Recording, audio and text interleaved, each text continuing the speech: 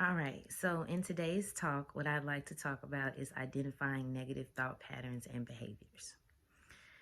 And in this talk, this is a part of my best selling book, Think Like a Diamond From Broken to Brilliant.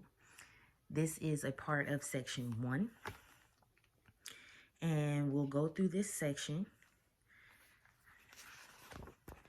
and discuss it.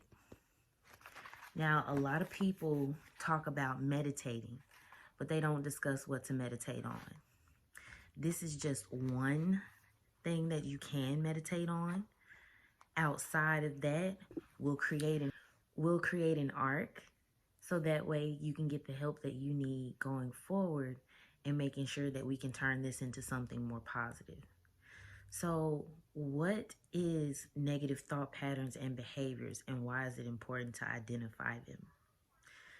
The process of this style of identification is very important for enhancing the diamond mindset and overall mental well being.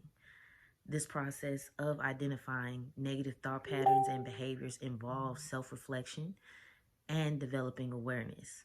So, when we're seeking this type of recognition, you have to aim to gain a deeper understanding of your maladaptive thinking and the behaviors that go along with them. So, the first step towards improving your mental health and overall well being is to take the time to identify those patterns.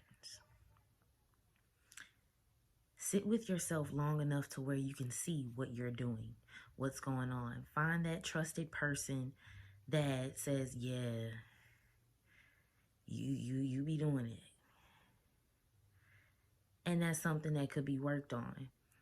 Now, to identify the negative thought patterns that are available, the most common that people may experience include catastrophizing, and this involves imagining the worst possible outcomes. For my overthinkers, you know what I'm talking about. You know what I'm talking about. Then you have black and white thinking. This is where things are seen as completely good or completely bad. There's like no gray area, no in between.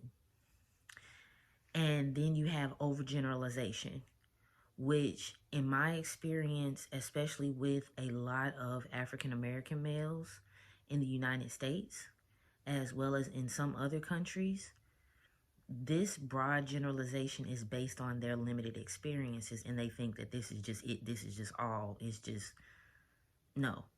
So, by completely recognizing and comprehending these habits and patterns, you can take steps to question and modify them, which can help you develop more beneficial and efficient coping strategies.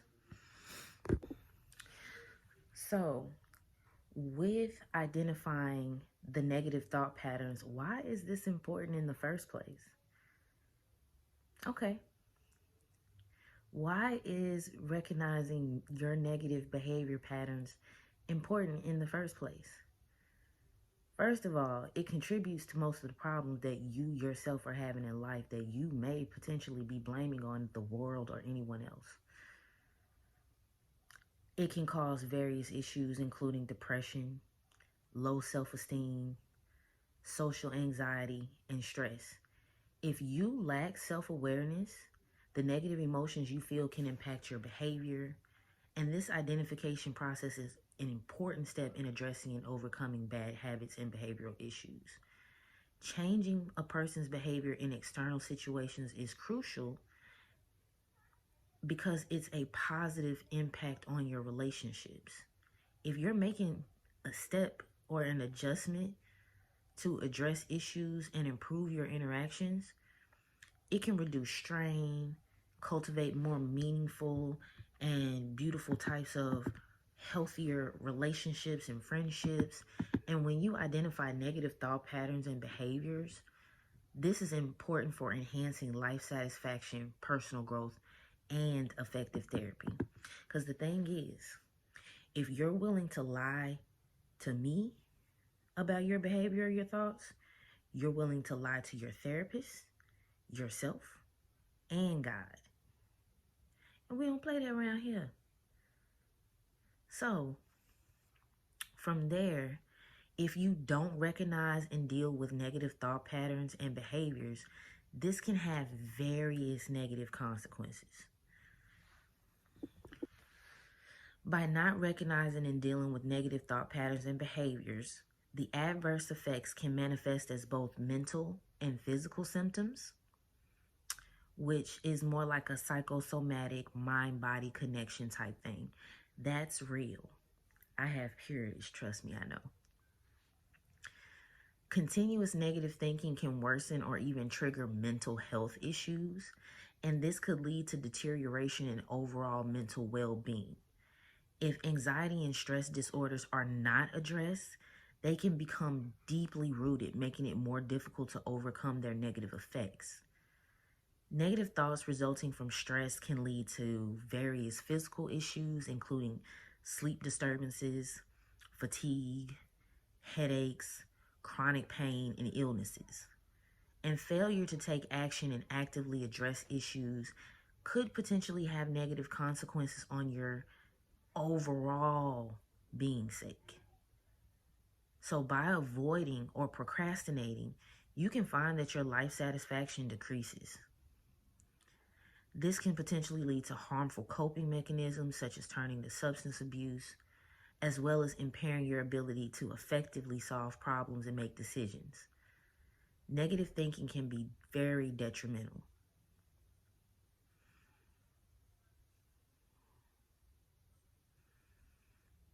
This has an effect on your judgment and can hinder your ability to make wise decisions. Now, I do have some approaches in regards to that. So, in the beginning, to help you observe and pay attention to your thoughts, particularly when you find yourself in difficult and stressful situations, one way to track thoughts and emotions throughout the day is by maintaining a thought journal. It's advisable to seek feedback as well, because it's possible for others to see the patterns in your behaviors or reactions that you may not potentially be aware of.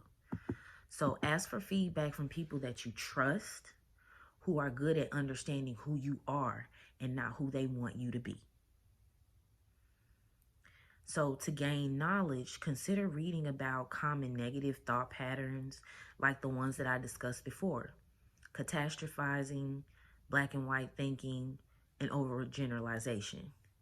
So by becoming familiar with these frequently occurring patterns, you yourself can gain insight into whether or not you display them. Self-assessment questionnaires can be used to identify negative thinking patterns and behaviors, and it is important to invest time in identifying the factors that cause negative thoughts and behaviors.